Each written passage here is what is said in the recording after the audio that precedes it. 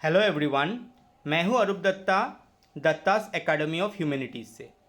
आज का टॉपिक बहुत ज़रूरी है, ना सिर्फ समझने के लिए बल्कि एपीएससी, यूपीएससी और बाकी कम्पिटिटिव जो आपका एग्ज़ाम्स है, इसमें हमने देखा है कि इससे जुड़े हुए सवाल आते हैं।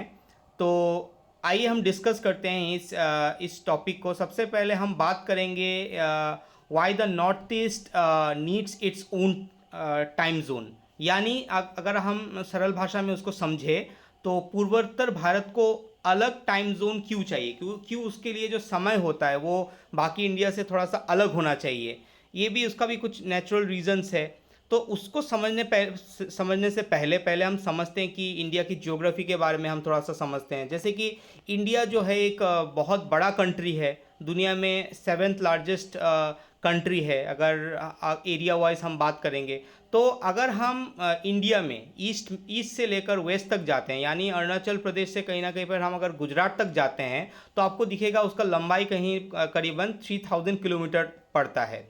अब सोचिए, अरुणाचल प्रदेश ईस्ट में होने की वजह से मॉर्निंग 4:30 AM पर वहाँ पे सन उग जाता है, लेकिन दफ्तर हो, ऑफिस हो, स्कूल या कॉलेज हो 9 या 10 AM पर इंडियन स्टैंडर्ड टाइम के हिसाब से खुलता है। तो लोग सूरज उगने से कई घंटे बाद काम पर जाते हैं। वही दूसरी तरफ आप देखोगे, गुजरात में जो सन होता है वो देर से निकलता है, तो वहाँ 10 बजे ऑफिस टाइम बिल्कुल सही बैठता है। इसका मतलब टाइम जोन एक होने की वजह से नॉर्थ ईस्ट के लोग बहुत सारा डे लाइट बर्बाद कर देते हैं। जो दिन का जो समय होता है कहीं ना कहीं पे वो वेस्ट चला जाता है उनका। तो अब इसका कहीं ना कहीं पे आपको इम्पैक्ट देखने को मिलेगा। इसका जो असर होता है लोगों को पर कैसा पड़ता है उस चीज़ को हम लोग समझते हैं। जब सन जल्दी निकलता है तो लोग भी जल्दी उठ जाते हैं। ये तो नेचुरल तरीका हुआ ना। आप बोलोगे सर बहुत सारे लोग तो लेट उठते हैं, लेकिन देखो ये हमारा आदत की बात है, लेकिन जो नेचर है वो तो वही है कि हमें सन राइज के साथ साथ हमें भी उठ जाना चाहिए।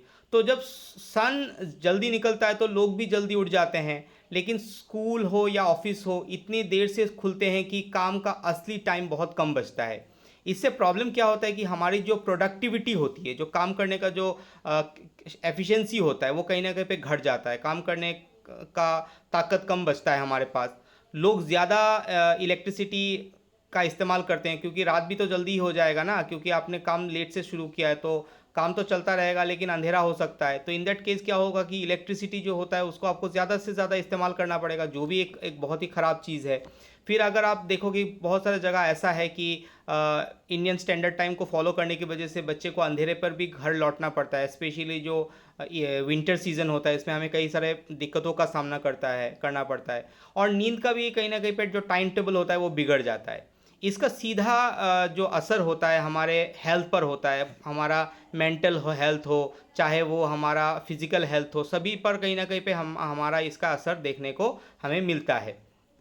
अब हम देखेंगे कि कहीं ना कहीं पर जो हमारा सोसाइटी है, हमारी कल्चर की बात भी हम करेंगे। सनलाइट के साथ इसका क्या रिश्ता है, इस चीज़ को हम लोग समझने की कोशिश करेंगे। जो नॉर्थ ईस्ट इंडिया होता है ना, उसकी जो ज़िंदगी है वो कहीं ना कहीं पर सन रेज के ऊपर, सनलाइट के ऊपर कहीं ना कहीं पे टिकी होती है।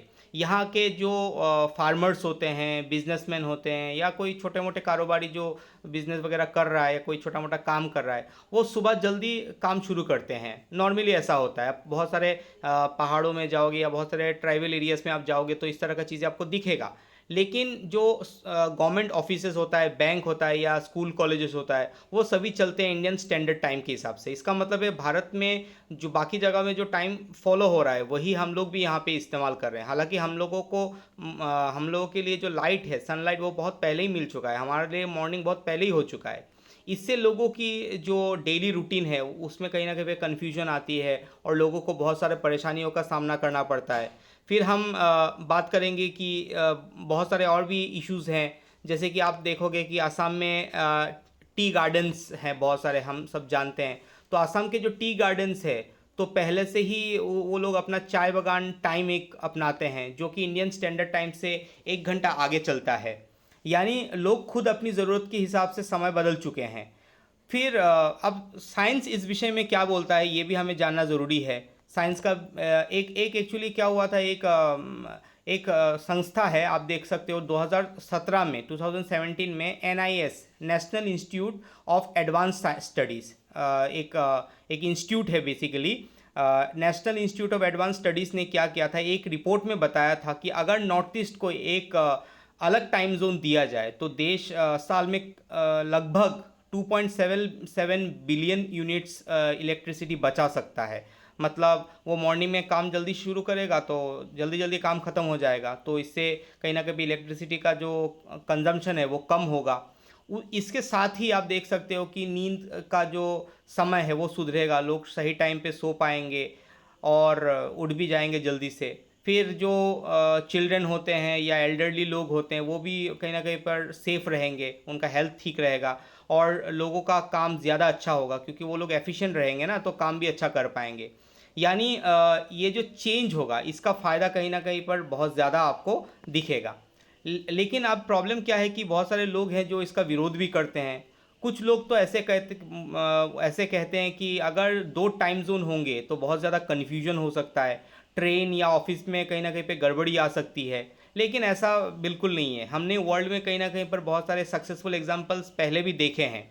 फॉर एग्जांपल अगर हम बात करते हैं कि यूएसए के बारे में, यूएसए में करीबन 6 टाइम जोन सबको दिखेगा। अमेरिका में अलग अलग जगह में के हिसाब से उन लोगों ने अपना टाइम जोन फिक्स करके रखा है, उनका टाइमिंग अलग होता है बाकी देश के बाकी जगह से।